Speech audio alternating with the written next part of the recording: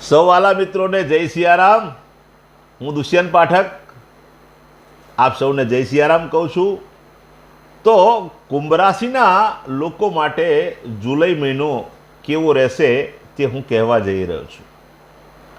કુંભ રાશિના જેટલા પણ જાતકો છે તેમના માટે જુલાઈ મહિનો આર્થિક રીતે સારો છે। નોકરિયાત માટે, ધંધાદારી વ્યક્તિઓ માટે આ મહિનો સારો છે।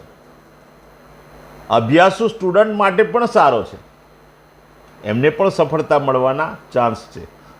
પરંતુ આખા મહિનાની અંદર જે સાવચેતી રાખવાની છે તે એ છે કે જુલાઈ મહિનામાં કુંભ રાશિના લોકોએ મનને શાંત રાખવાનું છે।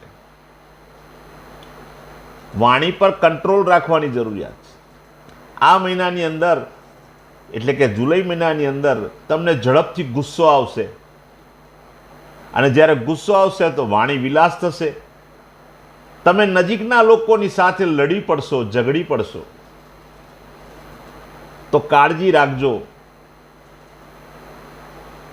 તમે તમારા નજીકના લોકોની વાત પણ સાંભળવા તૈયાર નહીં થઈ શકો, એમની વાતને સમજી નહીં શકો।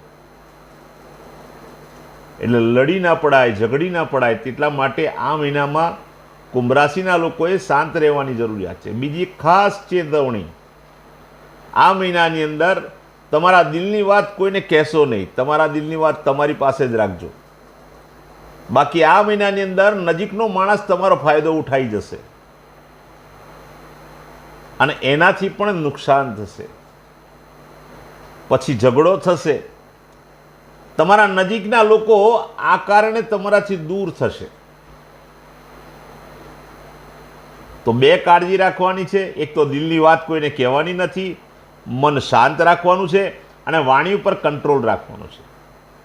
આ મહિનામાં તબિયત બગડવાના પણ ચાન્સીસ છે, સાવચેતી રાખજો। જો શક્ય હોય તો દર સોમવારે મહાદેવના મંદિરે દૂધ અને દહીં લઈને જજો, ભગવાન શિવ પર અભિષેક કરજો। જુલાઈ મહિનો ભગવાનની કૃપાથી તમારા બહુ સારી રીતે પસાર થશે એવી હનુમાનજી દાદાને પ્રાર્થના। આપ સૌને મારા જય સિયારામ।